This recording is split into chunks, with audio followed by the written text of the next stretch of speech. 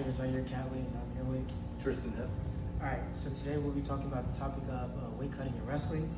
So I have a couple questions for you. So the first one being is, how long have you been involved in wrestling and in what role? I've been involved since 2012, so like 14 years or so, as an athlete and then as a coach for the past like 4 years or so. Okay. So the second question is, how has weight cutting changed or not changed since you first started in sport? So weight cutting has definitely changed. When I first got in, the mindset was kind of like saunas and sweatsuits, and then they had a lot of health hazards, and there's some people that passed away. And when I first started, it was the introduction of skin fat testing, and so that was something they didn't do before.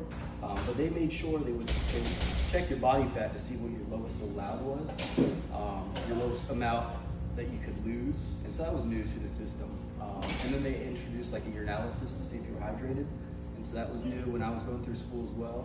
And so it made it a lot safer for the athletes to make sure that they weren't getting to weights that were dangerous for their own bodies. Number 3, what are the most common methods you see athletes using to cut weight now? Definitely dieting is much easier now. With the internet, I would say in like the past 10 years, like you can just look up a great diet and then kind of meal prep and macro prep, and people have a lot better understanding of how it works. Because before it was kind of this thing, it was like, okay, reduce your calories, and that was the gold standard. But now it's like, okay, I can do a high protein diet and drop my carbs down. If I'm training days, I increase my carbs. So I would say that the access to the information for weight cutting, especially when it comes to diet, is so much better. And it used to be, for the water cut part of it, you would just train yourself, right? You'd stop eating and drinking. Let's say you'd weigh in on Friday evening or Friday morning. Some people would stop eating on like Tuesday, stop drinking on Tuesday.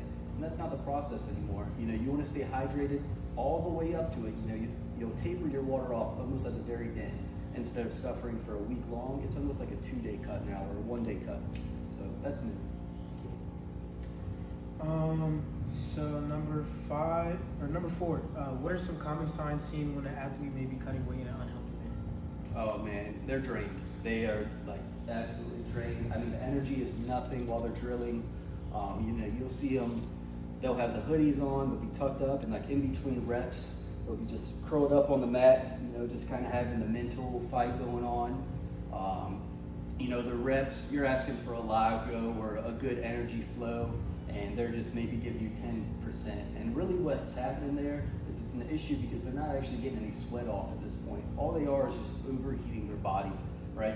It's a lot safer to cut weight, right, in a t-shirt and shorts and have a high energy flow, right, than just overheat your body and not produce a lot of sweat, not produce a lot of energy output.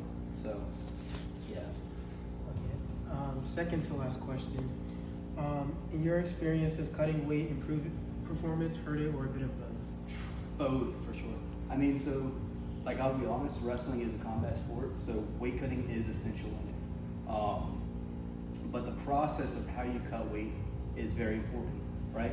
So we have our guys on a year-long, conditioning program where they stay lean. Weight cutting isn't coming in with a 20% body fat and then dropping a lot of water weight, right? The goal is to be lean, have a nice body fat percentage prior to the season starting, so you're not just draining yourself with water every week. So you have a healthy system from start to finish. And then what was the question? In your experience, does cutting weight improve performance, hurt it, or a bit of both? Okay, and then this is going to be funny. So I'm going to say it improves performance just because you realize what happens with it being a combat sport if you don't cut weight and you show up.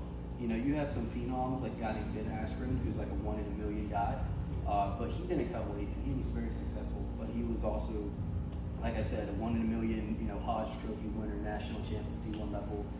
But that isn't the norm. The norm is you do have to cut weight in order to have more success typically in the sport.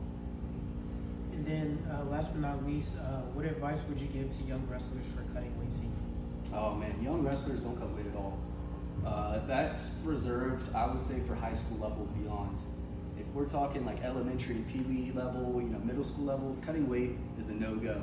I mean, maybe a pound, like a wrestling practice cut weight, but the body's growing at such a young age. So you don't want to mess up the hormones, you don't want to mess with them growing, and you don't want to mess with the burnout, because weight cutting, it burns you out, especially if you start cutting for a long time.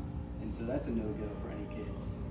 When you start getting to the level where you're trying to get national ranking, or you're the high school at the high level where you're chasing all state champ, it's part of the game. You gotta understand that. But for the young kids, man, no reason to cut weight. Absolutely not. What would you say for like the high school and then college level? So body fat.